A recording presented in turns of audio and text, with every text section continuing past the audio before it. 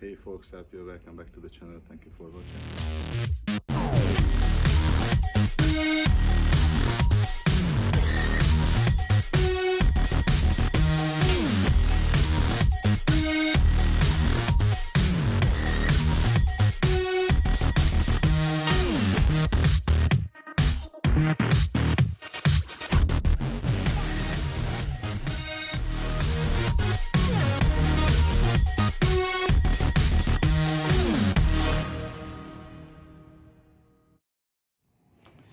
In this episode, I'm going to look at my Suzuki Gsx600f from 93-96 combo, aka the daily ride.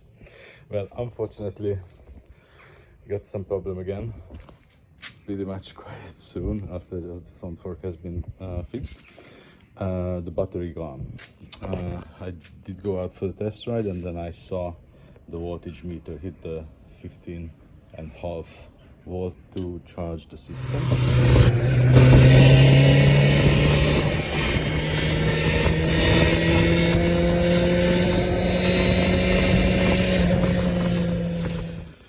And after a couple of days the bike didn't start up, and now even if I put on the ignition, it has not enough power already to turn on the bike. I did order a new battery already. I did put up to charge already, so this battery is good to go. Now I'm just going to replace it, but because the voltage was really high, it took out all the acids from the battery. I did try to refill it, but it didn't bring it back, unfortunately. That's came the decision to replace it. And to find out why it's so high, the voltage for the charging system, I have two spare alternators for the bike and the spare voltage meter, but I don't know is it a good one or not. So I'm going to put in the alternators to find out what's going on, and then if still not good, then I'm gonna charge the voltage meter. But unfortunately the alternator is way under the carburetor, so I have to open up the side, take out everything, put it in, try start the bike, and then see how much the charging system is running on. But first put in the new battery, otherwise I cannot start up the bike. So this is the first thing to put in the bike. Now the new battery is in, the voltage much higher, so let's see how she starts. Good.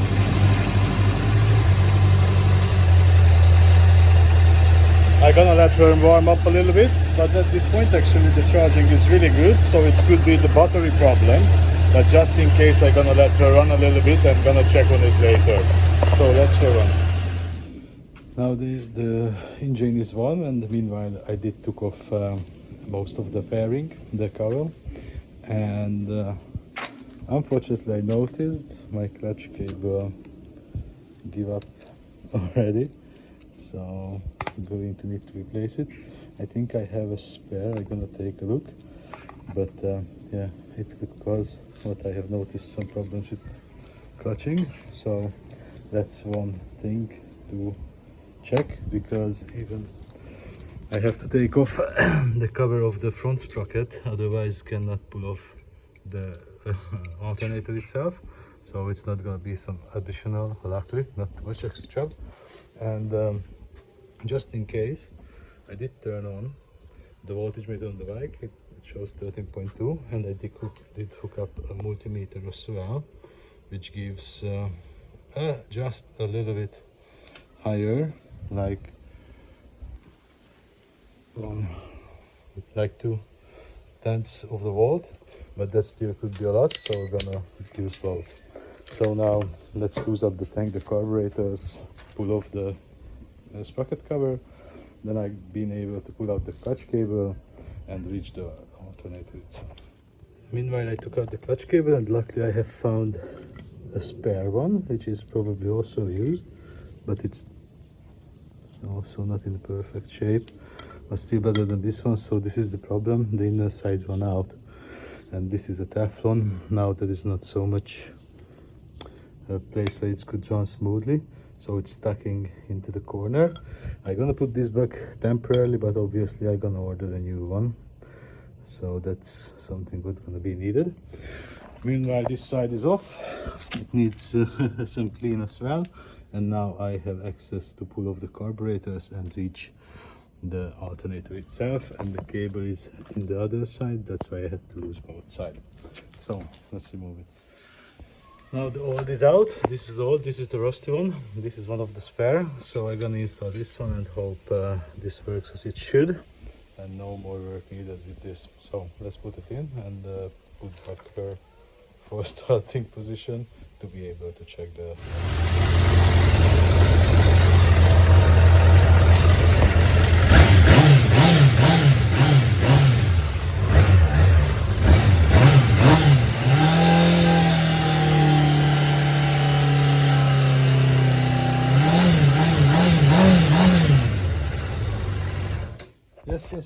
Yes. Luck, huge luck, luckily.